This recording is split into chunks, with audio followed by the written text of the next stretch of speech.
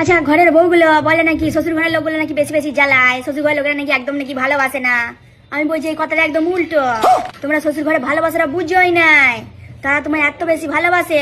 এই যেমন দেখো, বিয়ের পর থেকে তুমি এখন ভোরবেলায় উঠে তো, তাহলে সেই অভ্যাসটা তো তোমার শাশুড়ি করে দিয়েছে, তোমার বাবা মতে করতে পারে নাই।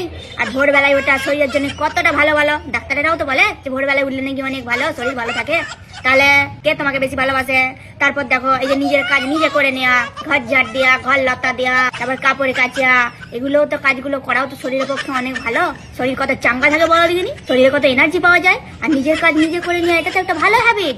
তাহলে সেটাও তো তোমার শাশুড়ি তোমার শিখাইলো, তোমার বাবা মতো শিখাইতে পারে নাই। তারপর দেখো, এই যে শাশুড়িরা একটা কাজ না শেষ হতে হতে আরেকটা কাজ বাদলে দেয়, সেইটা কি তোমার খারাপের কথা ভেবে তোমাকে খাটাবে বলে নয় গো।